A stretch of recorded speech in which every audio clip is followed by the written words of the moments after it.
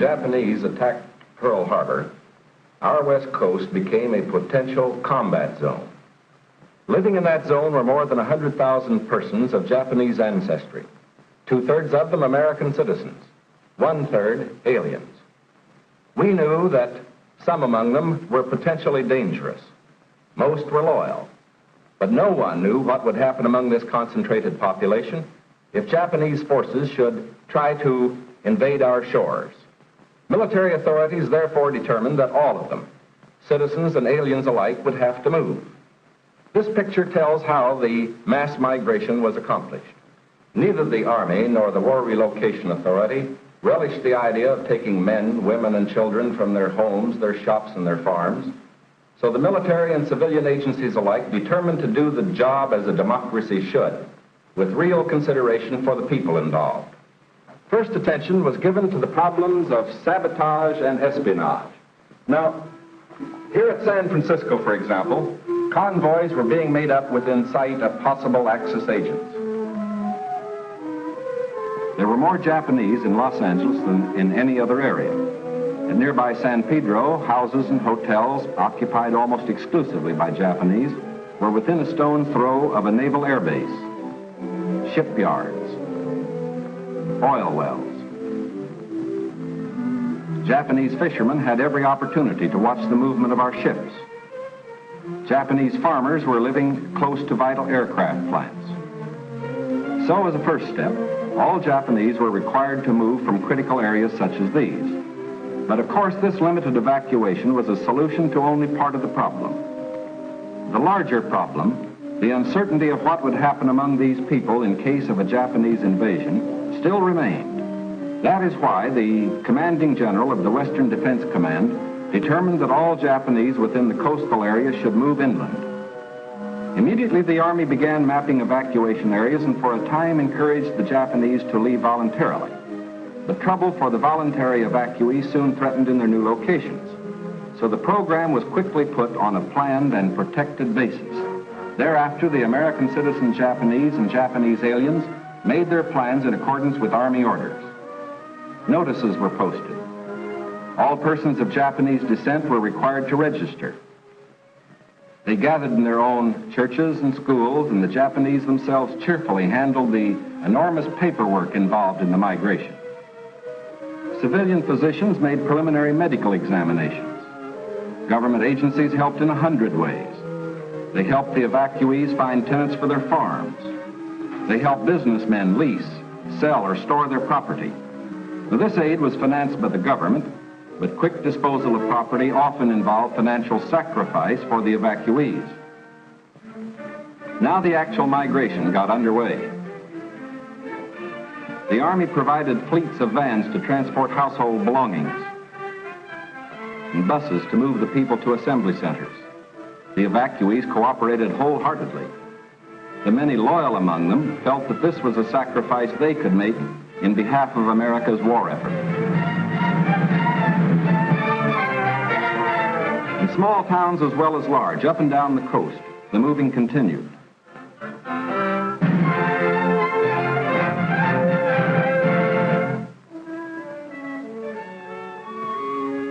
Behind them, they left shops and homes they had occupied for many years.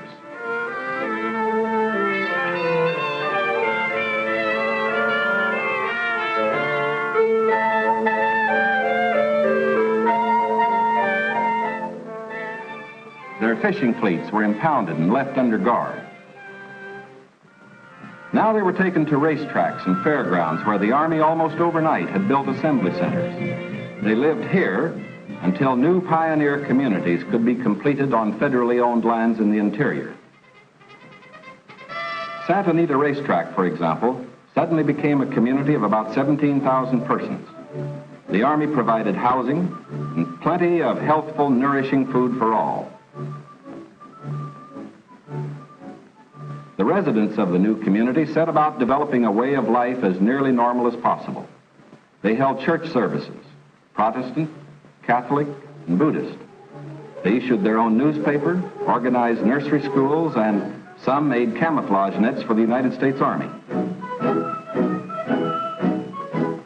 Meanwhile, in Arizona, Utah, Colorado, Wyoming, and elsewhere, quarters were being built where they would have an opportunity to work and more space in which to live.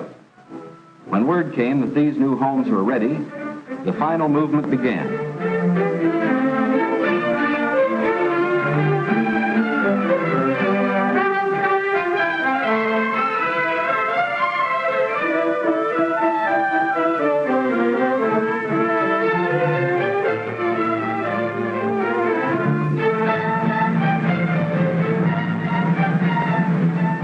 At each relocation center, evacuees were met by an advance contingent of Japanese who had arrived some days earlier and who now acted as guides. Naturally, the newcomers looked about with some curiosity.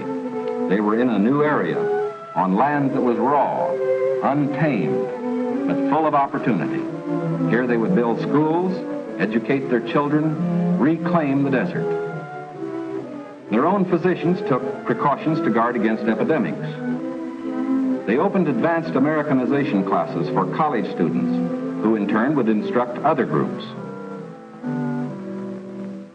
They made a rough beginning at self-government, for while the Army would guard the outer limits of each area, community life and security within were largely up to the Japanese themselves. They immediately saw the need for developing civic leaders. At weekly community meetings, citations were given to the block leaders who had worked most diligently. Special emphasis was put on the health and care of these American children of Japanese descent.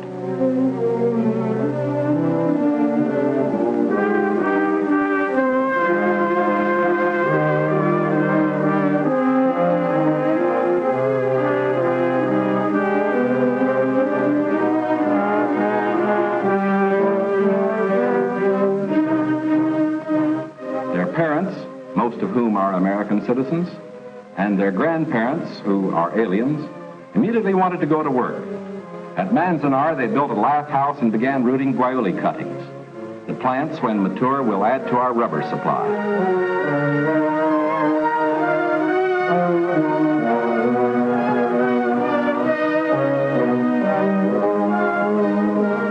At Parker, they undertook the irrigation of fertile desert lands. Meanwhile, in areas away from the coast and under appropriate safeguards, many were permitted to enter private employment, particularly to work in sugar beet fields where labor was badly needed. Now, this brief picture is actually the prologue to a story that is yet to be told. The full story will begin to unfold when the raw lands of the desert turn green, when all adult hands are at productive work on public lands or in private employment.